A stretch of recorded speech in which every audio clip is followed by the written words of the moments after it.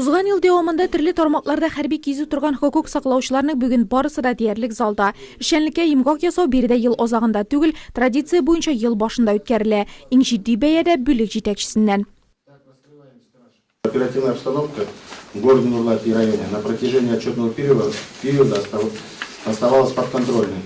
Отделом проведена определенная работа в борьбе с преступностью и профилактике правонарушений. Также личный состав был задействован при проведении в городе и районе 22 культурно-массовых и общегородских мероприятий. Нарушение общественного порядка не допущено.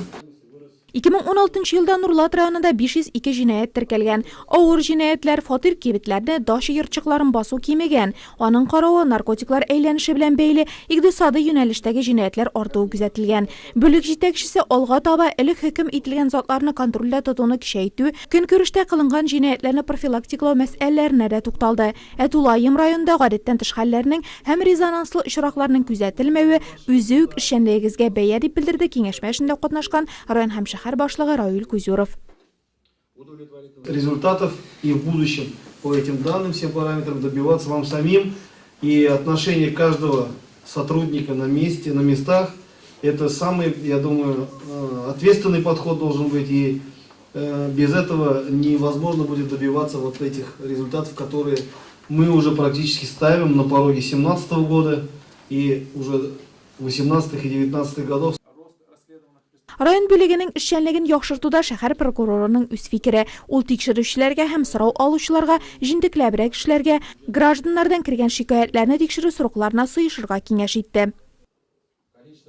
За каждым случаем продления стоит у нас гражданин, который ждет от нас соответствующих результатов по его жалобе и защиты своих конституционных прав. Яңа елга бурычлар билгеле, аларны тормышка ашыру хокук саклаучыларның үз эшенә булган мөнәсәбәтенә бәйле. Работа органов внутренних дел по Нурлат районы эчке эшләр бүлегенең эшчәнлеге уңай бәяләнә. Нәтиҗәләре тотыраклы, оператив хәл тыныч. Кайбер җитешсезлекләр бар әлбәттә. Алар һәр коллективта да була. Кайберәүләр үз эшләренә җаваплылык белән карый, икенчеләре юк. Бу подразделениедә күзгә ташлана торган җитди проблемалар юк дип саныйм. Җитәкчелеге дә, шәхси состав та үз җитешсезлекләрен, нәрсә өстендә эшләргә кирәклеген яхшы белә. Но в данном подразделении таких явных каких-то проблем нету.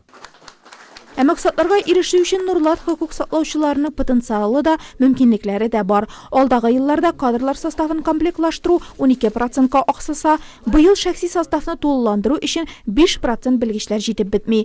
Булганнары исә җиң сызганып эшләргә тырыша. Хезмәткәрләрне ел нәтиҗәләре буенча мактау кәгазьләре һәм рәхмәт хатлары белән бүләкләү шуңа мисал булып тора.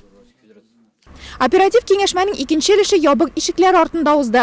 Анда хокук саклаучылар фото һәм видео камераларсыз 2017 елда эшчәнлекне яхшырту буенча кичекмәстән чараларны барлады. Ә бит эшлисе өлкәләр җитәрлек. Әйтик, мошенниклык характерындагы җинаятьләр өстендә узган елда андый 34 җинаять теркәлгән. Әлегә ачу дәрәҗәсе 0%.